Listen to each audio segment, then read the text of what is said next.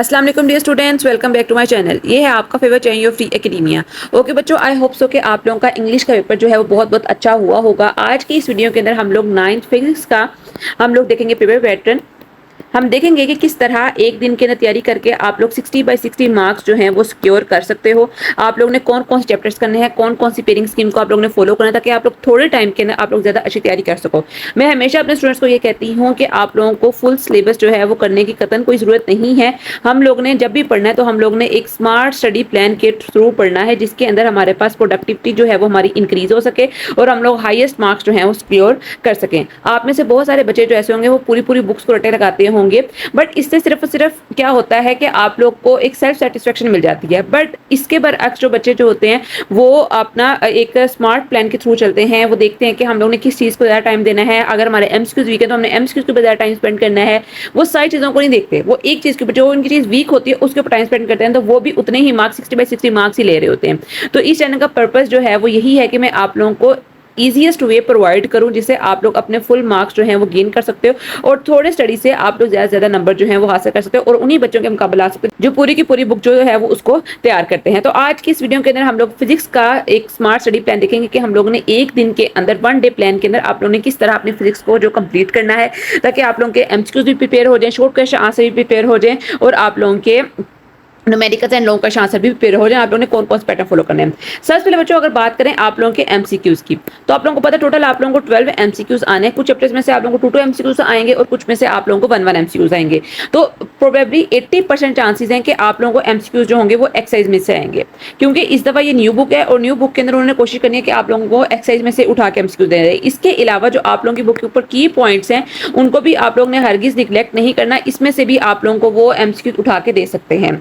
उसके अलावा जो है वो 1 से 2 जो होगा वो एमसीक्यू आप लोगों को आएगा। फॉर्मूला कोई आ सकता है कि फॉर्मूला इसका क्या है, या फिर कोई भी आप लोगों को एक सिंपल सा न्यूमेरिकल दे देंगे कि इस न्यूमेरिकल को आप लोग सोल्व करो। तो इससे रिलेटेड आप लोगों को जो है वो न्यूमेरिकल्स आएंगे, इतने ट्रिकी नहीं होंगे बट आप लोग बहुत आसानी से उनको सोल्व कर सकते हो। आप लोगों को पता हो कि टेंशनरी मैक्सिमम कहाँ होती है, मिनिमम कहाँ होती है, थर्मोमीटर के कितने स्केल्स होते हैं और उसके अलावा कितने जो न्यूटन्स का सेकंड लॉ ऑफ मोशन है वो क्या होता है, उसका फॉर्मूला क्या होता है।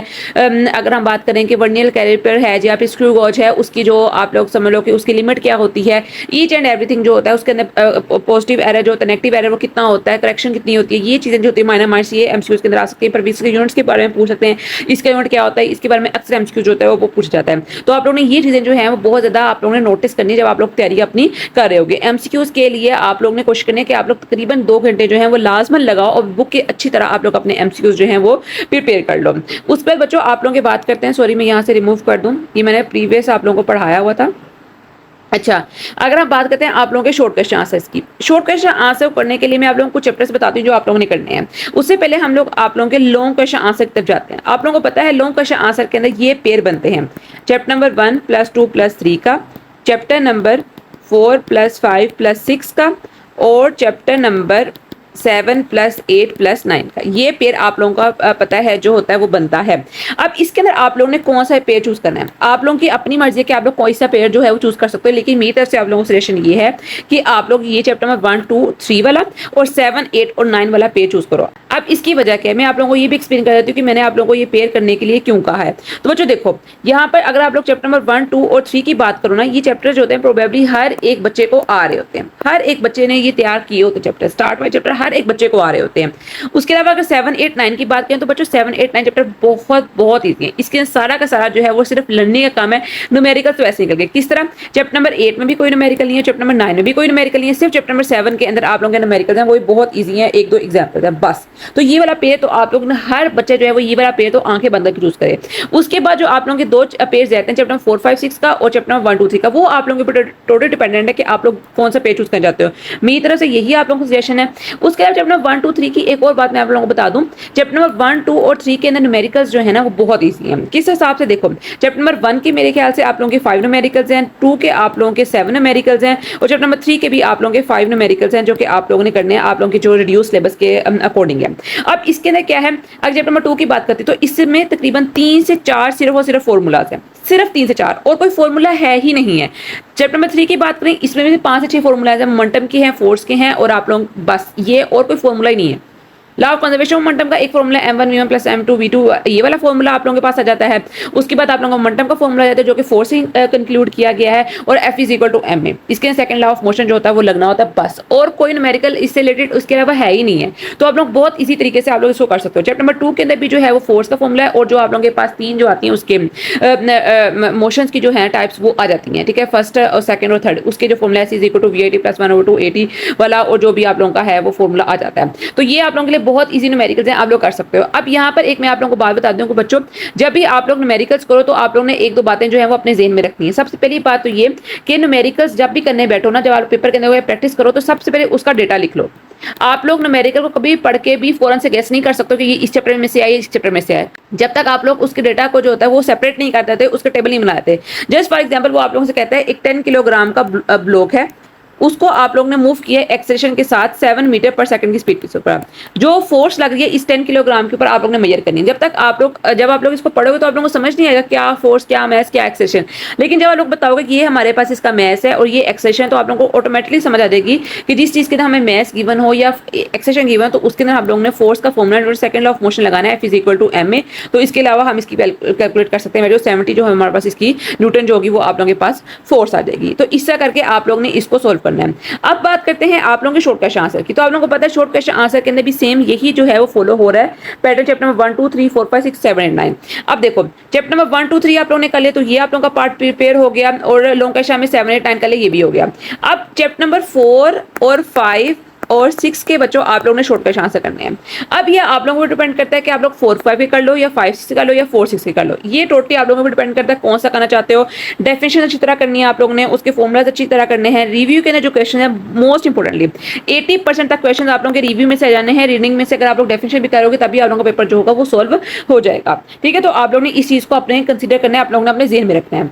अब इसके बाद जो बच्चों आप लोगों का आता है अब पैटर्न कि आप लोगों ने किस तरह अपना पूरा दिन जो होता है वो स्पेंड करना है, कौन कौन चैप्टर्स कब कब करने हैं, कितना टाइम आप लोगों ने लगाना है। तो बच्चों सुबह 8 बजे आप लोगों ने उठ जाना है। चैप्टर नंबर 1 + 2 + 3 ये सुबह 8 बजे से लेकर 12 बजे तक आप लोगों ने ये चैप्टर्स जो हैं वो कंप्लीट करने हैं विदाउट एनी ब्रेक। इसके अंदर आप लोगों ने ब्रेक नहीं लेने।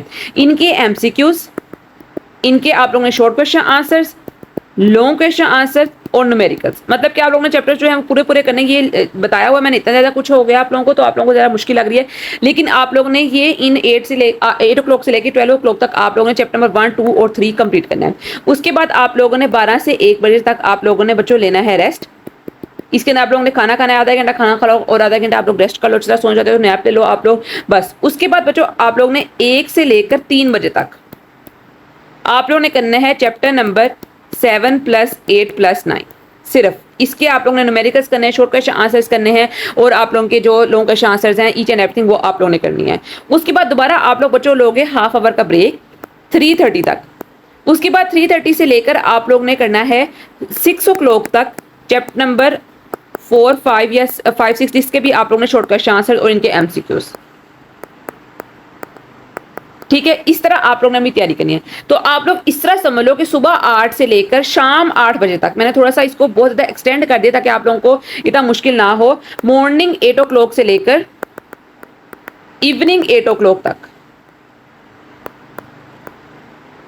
आप लोगों ने अच्छी तरह अपनी तैयारी कर लेनी है, और ये बहुत अच्छे तरीके से 12 घंटे के अंदर आप लोग बहुत अच्छे तरीके से आप लोग अपनी ईच एंड एवरीथिंग जो है वो तैयार कर सकते हो। उसके बाद आप लोगों ने सो जाना है। अगर तो आप लोगों का मॉर्निंग फर्स्ट टाइम पेपर है तो बच्चों आप लोगों ने कोशिश करनी है कि आप लोग सुबह 2 बजे या 1 बजे उठ जाओ, 8 बजे सोकर, ठीक है। 8 बजे सो के 2 बजे से उठो, 2 बजे से लेकर 8 बजे तक या 7 बजे तक जितने बजे भी आप लोगों का पेपर होता है उस टाइम तक रिवीजन करो अच्छी तरह। और जो जिन बच्चों का सेकंड टाइम पेपर है वो क्या करें, वो थोड़ा सा और देर तक पढ़ लें, या फिर अगर आप लोग सोच जाते हो सुबह उठ के दोबारा रिवीजन कर जाते तो 1 2 बजे 4 5 बजे आप लोग उठ जाओ और फिर आप लोग 12 1 बजे तक जो है वो रिवीजन अच्छी तरह करो ताकि आप लोगों की तैयारी हो जाए।